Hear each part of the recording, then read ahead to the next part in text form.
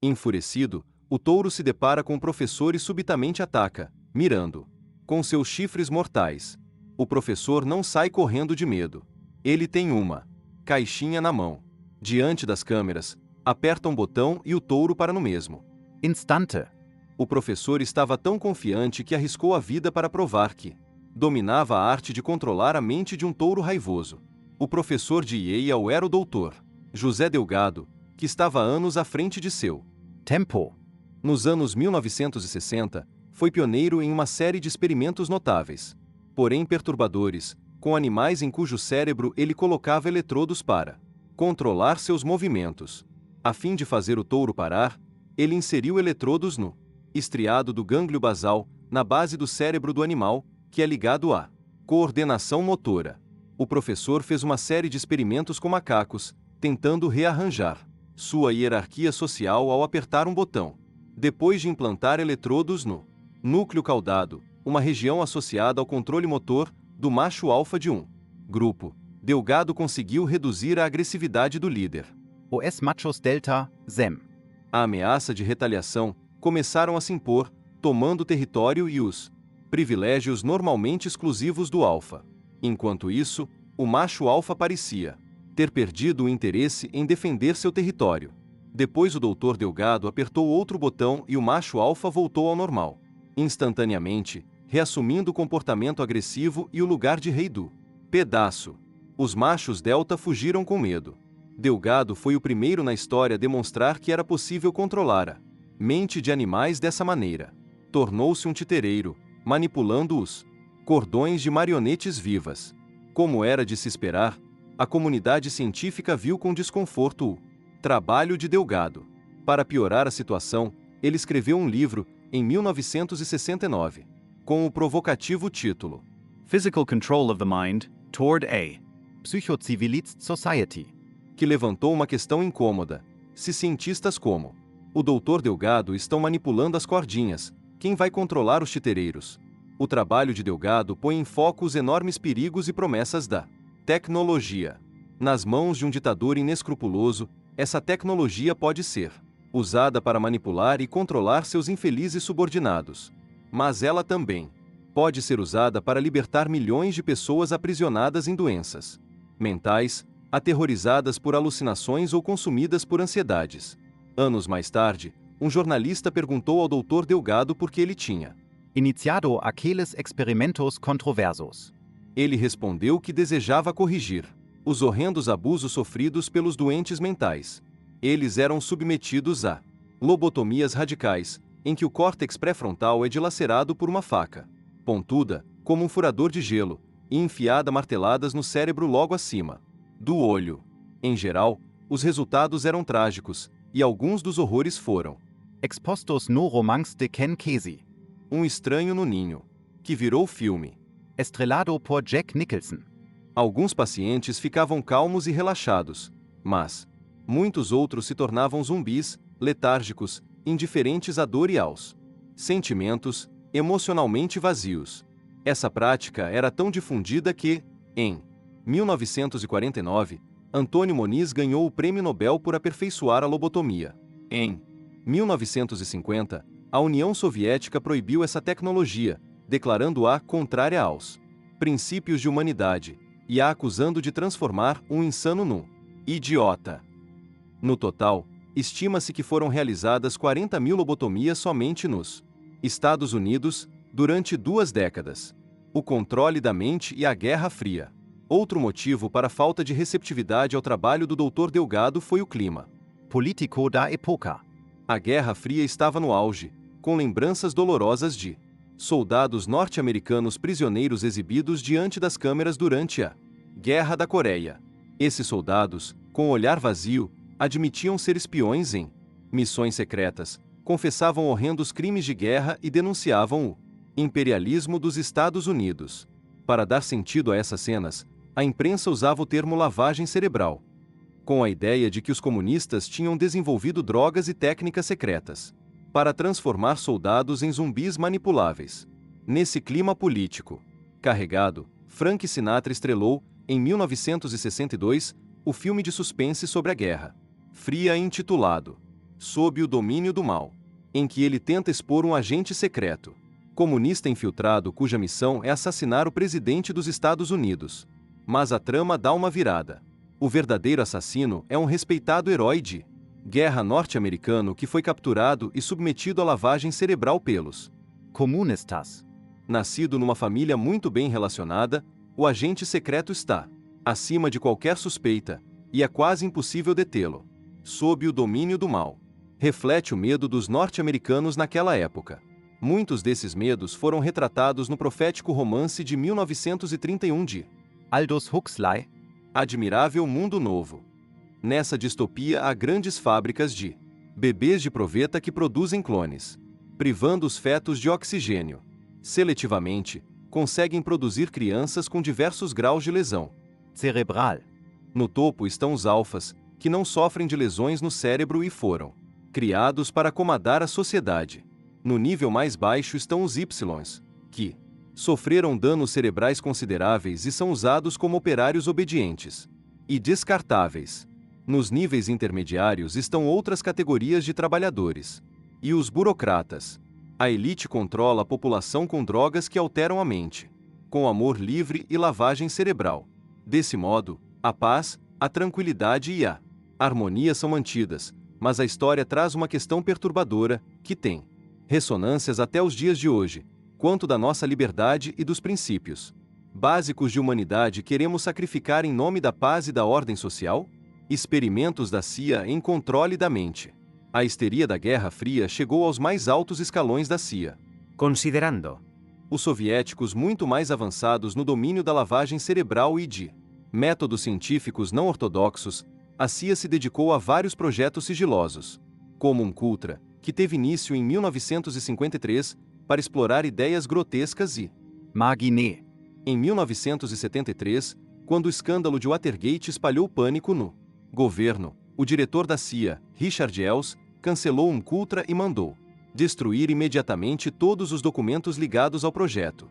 No entanto, 20.000 documentos escondidos sobreviveram e foram divulgados em 1977, sob o Freedom of Information Act, revelando todo o alcance daquela ação. Hoje sabe-se que, entre 1953 e 1973, Cultra financiou 80 instituições, inclusive 44 universidades e faculdades, vários hospitais, laboratórios farmacêuticos e presídios, e foram feitos experimentos em pessoas sem a autorização delas, em 150 operações secretas. A certa altura, 6% do orçamento. De toda a CIA era destinado a Cultra. Alguns desses projetos de controle da mente eram o desenvolvimento de um soro da verdade que faria os prisioneiros confessarem seus segredos, apagamento de memória, num projeto da Marinha dos Estados Unidos, Chamado Subproject 54. uso de hipnose e de várias drogas, principalmente LSD, para controle de Comportamento. pesquisa em uso de drogas de controle da mente contra líderes estrangeiros. Por exemplo, Fidel Castro. Aperfeiçoamento de vários métodos de interrogatório de prisioneiros. Desenvolvimento de uma droga fatal de efeito rápido e sem vestígios. Alteração da personalidade por meio de drogas para deixar as pessoas mais maleáveis. Embora muitos cientistas questionassem a validade desses estudos, outros prosseguiram nessa linha. Foram recrutados especialistas de diversas áreas, abrangendo físicos, médiuns e cientistas da computação, para investigar uma variedade de projetos não ortodoxos, desde experimentos com drogas que alteram a mente, como o LSD, até a missão dada a médiuns de localizar submarinos soviéticos patrulhando as profundezas do mar, entre outros. Num. Triste incidente, deram secretamente LSD a um cientista do Exército dos Estados Unidos. Segundo alguns relatórios, ele ficou tão desorientado e violento que cometeu suicídio, se atirando de uma janela. A maioria desses experimentos era justificada pela ideia de que os soviéticos estavam mais avançados que os norte-americanos em termos de controle da Mente. O Senado dos Estados Unidos recebeu um relatório secreto dizendo que os soviéticos estavam fazendo experimentos com radiação de micro-ondas diretamente no cérebro de cobaias humanas. Em vez de denunciar essa ação, os Estados Unidos viram ali um grande potencial de desenvolvimento de é possível criar um discurso inteligível escolhendo-se adequadamente as. Características dos pulsos. Assim pode ser possível falar com determinados adversários de um modo que os desconcerte ao máximo, dizia o relatório. Infelizmente, nenhum desses experimentos foi verificado por especialistas, de modo que milhões de dólares dos contribuintes foram gastos em projetos como esse, que muito provavelmente violam as leis da física, pois o cérebro humano não pode receber radiação de micro-ondas e, principalmente, não tem capacidade de decodificar mensagens desse tipo. O Dr. Steve Rose, biólogo da Open University, classificou essa trama esdrúxula de uma impossibilidade. Neurocientífica. Apesar dos milhões de dólares gastos nesses projetos escusos, deles não resultou qualquer descoberta científica confiável.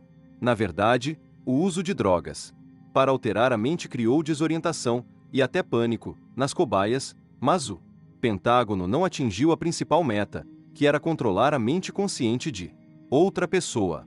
Segundo o psicólogo Robert J. Lifton, a lavagem cerebral realizada pelos comunistas tinha pouco efeito em longo prazo. A maioria dos soldados americanos que denunciaram os Estados Unidos durante a Guerra da Coreia recuperou a personalidade anterior pouco após serem libertados. Além disso, estudos com pessoas que sofreram lavagem cerebral em certas seitas mostram que elas retomam a personalidade original após se desligarem da seita. Tudo indica que, no final das contas, a personalidade básica não é afetada pela lavagem cerebral. Certamente, os militares não foram os primeiros a fazer experimentos de controle da mente. No passado, feiticeiros e videntes davam poções para fazer com que os capturados falassem ou se voltassem contra seus líderes. Um dos métodos mais antigos de controle da mente foi o hipnotismo. Você está ficando com sono, muito sono. Lembro-me de, quando criança, assistir a programas de televisão sobre hipnose. Num dos programas, uma pessoa em estado hipnótico recebeu a sugestão de que seria uma galinha ao despertar do transe. O público ficou abismado ao ver a pessoa batendo os braços e cacarejando no palco. Por mais dramática que tenha sido essa demonstração, era simplesmente um exemplo de hipnose teatral. Livros escritos por mágicos profissionais e apresentadores de programas de televisão revelam que eles utilizam atores infiltrados na plateia, usam a força da sugestão e até a disposição da vítima para fazer parte do estratagema. Uma vez apresentei um documentário de TV da BBC Discovery chamado Time. E surgiu o tema das lembranças perdidas há muito tempo. É possível evocar lembranças tão distantes através da hipnose? E se for, é possível alguém impor sua vontade sobre a outra pessoa? Para testar essas ideias, deixei-me hipnotizar para um programa de TV. A BBC contratou um hipnotizador profissional muito competente. Ele pediu que eu me deitasse numa sala escura e silenciosa e falou comigo em tom suave, lentamente, fazendo-me relaxar. Em seguida, me disse para pensar em algo do passado, algum lugar ou incidente que ainda se destacava mesmo depois de tantos anos.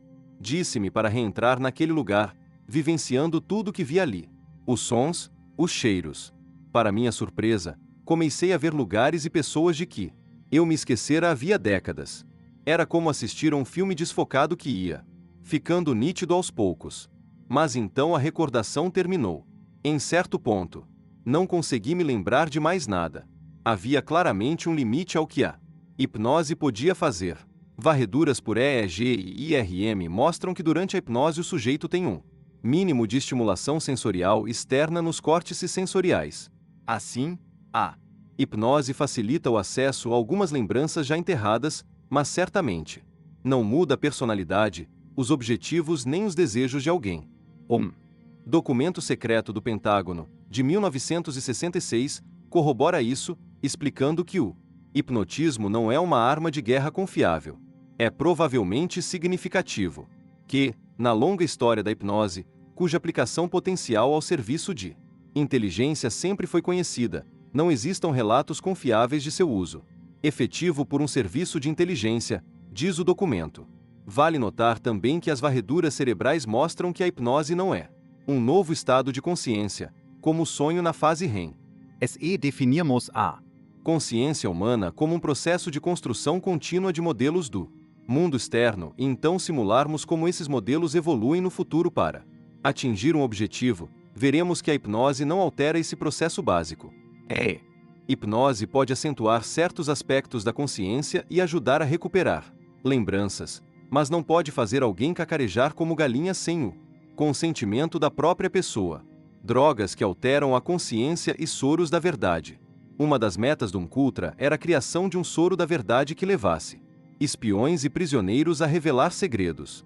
Embora o Umkultra tenha sido extinto em 1973, os manuais de interrogatório da CIA e do Exército dos Estados Unidos, tornados públicos pelo Pentágono em 1996, ainda recomendavam o uso de soros da verdade, apesar de o Supremo Tribunal dos Estados Unidos determinar que uma confissão obtida por esse meio é uma coerção inconstitucional e, portanto, inadmissível num julgamento.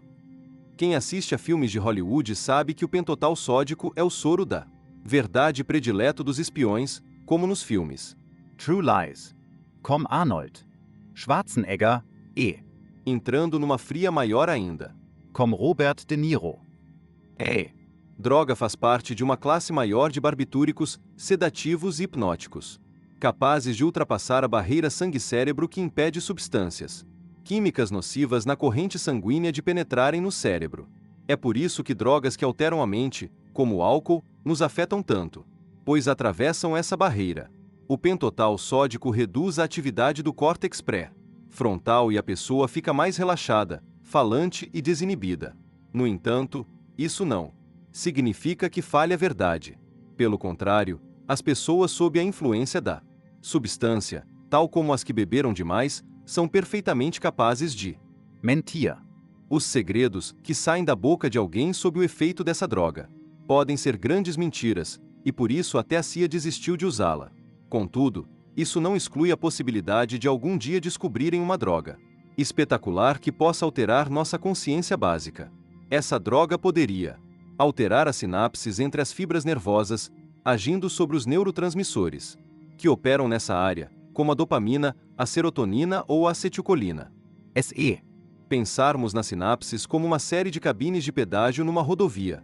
Certas drogas, estimulantes como a cocaína, por exemplo, poderiam abrir a cancela do pedágio, deixando passar livremente as mensagens. A subita. A aceleração mental que os drogados sentem ocorre porque todas as cancelas são abertas ao mesmo tempo, provocando uma avalanche de sinais. Mas quando todas as sinapses disparam em uníssono, só podem ser ativadas de novo horas depois.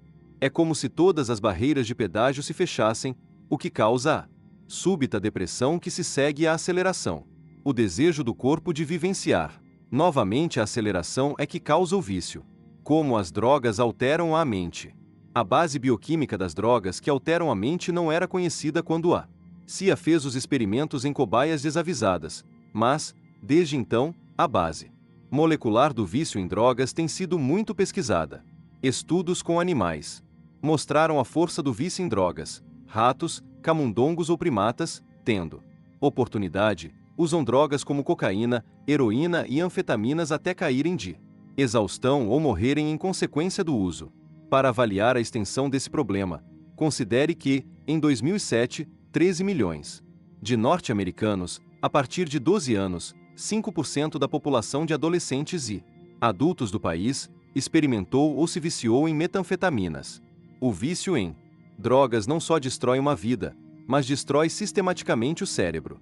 Varreduras por IRM de viciados em metanfetamina mostram uma redução de 11% do tamanho do sistema límbico. Basicamente, o barato da droga deve-se ao fato de a substância capturar o próprio sistema de prazer ou satisfação do cérebro, localizado no sistema límbico.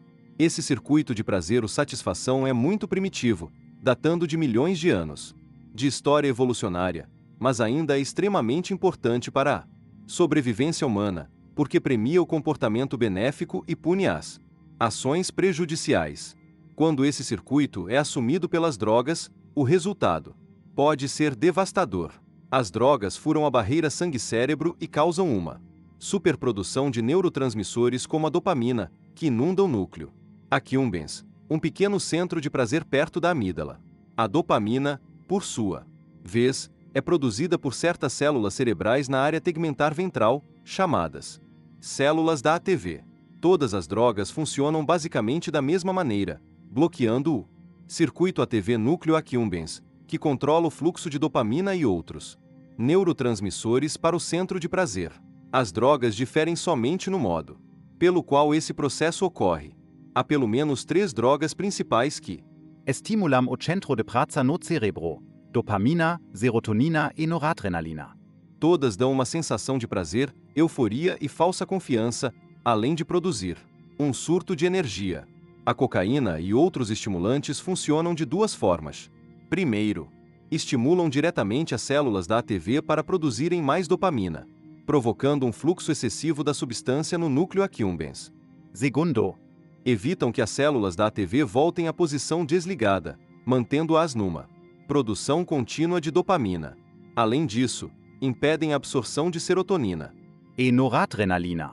O fluxo simultâneo desses 3 neurotransmissores nos circuitos neurais cria o grande barato associado à cocaína.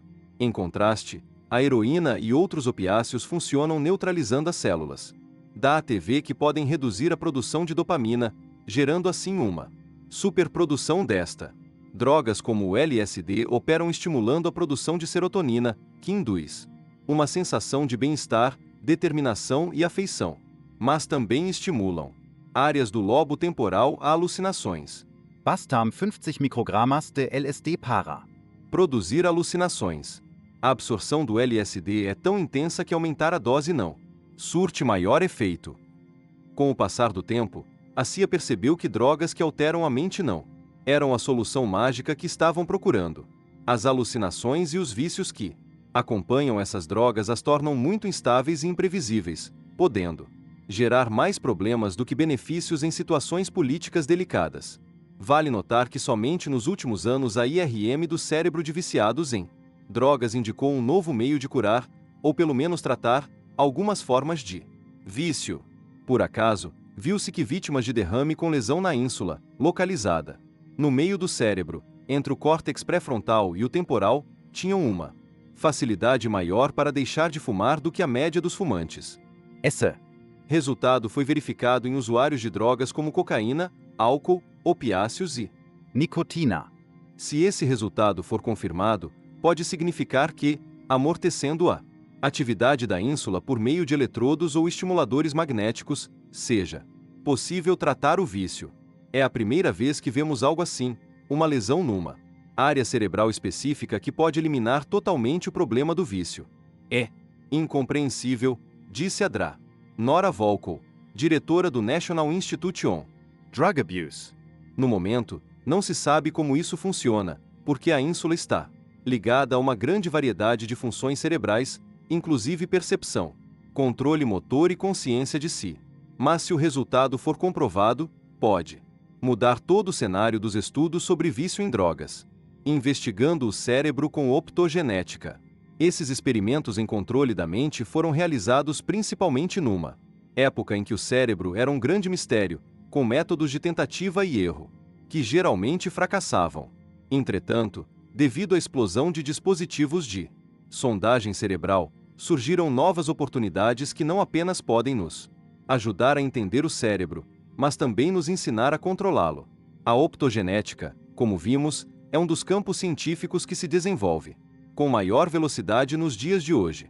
O objetivo básico é identificar precisamente qual percurso neural corresponde a qual tipo de comportamento.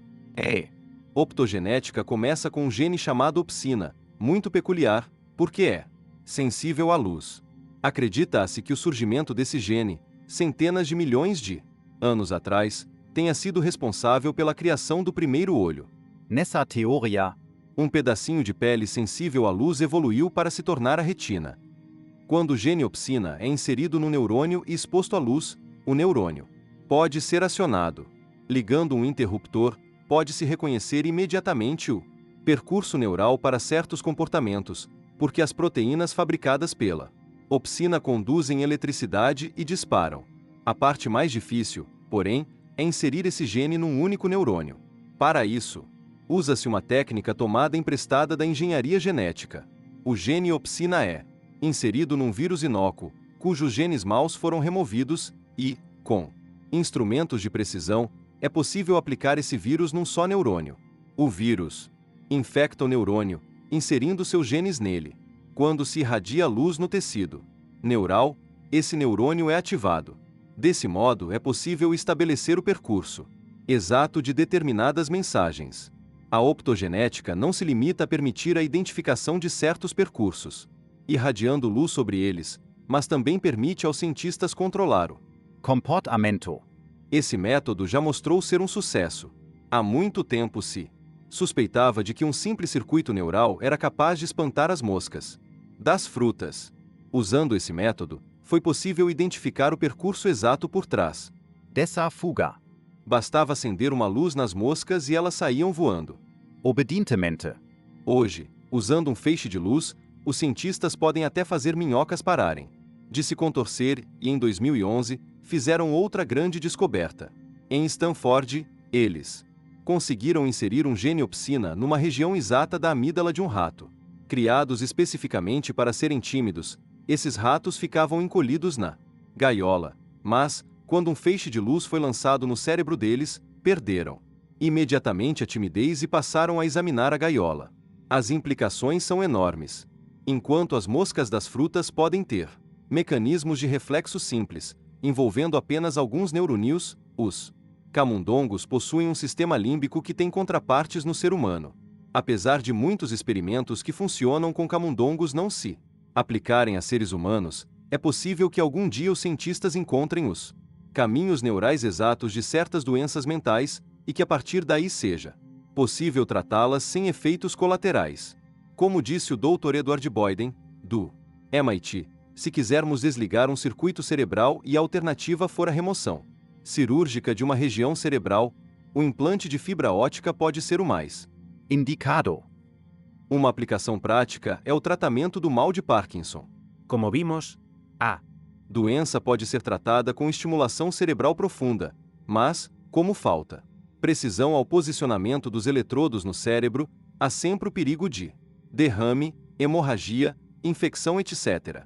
A estimulação profunda do cérebro pode também causar efeitos colaterais como tontura e contrações musculares, porque os eletrodos podem, acidentalmente, estimular neurônios indevidos. Optogenética pode aprimorar a estimulação cerebral profunda ao identificar exatamente os caminhos neurais que não disparam corretamente no nível de neurônios individuais. Vítimas de paralisia também podem se beneficiar dessa nova tecnologia. Como vimos no capítulo 4, alguns indivíduos tetraplégicos foram ligados a um computador para controlar um braço mecânico, mas, como não têm o sentido do tato, podem derrubar ou quebrar o objeto que desejam pegar. Ao enviar informação dos sensores, colocados nas próteses dos dedos, diretamente para o cérebro com o uso da optogenética, em princípio, é possível fornecer um sentido do tato bastante preciso, disse o Dr. Krishna Shenoy, de Stanford. A optogenética pode também ajudar a esclarecer quais são os percursos neurais envolvidos no comportamento humano. De fato, já existem planos de experimentação dessa técnica com seres humanos, principalmente no caso de doenças mentais. É claro que haverá grandes dificuldades. Primeiro, a técnica exige abrir o crânio, e se os neurônios a serem estudados estiverem localizados lá no meio do cérebro, o procedimento será ainda mais invasivo. Além disso, será preciso inserir no cérebro fios muito finos que irradiem luz no neurônio modificado para ativar o comportamento desejado. Quando esses percursos neurais forem decifrados, será possível estimulá-los, provocando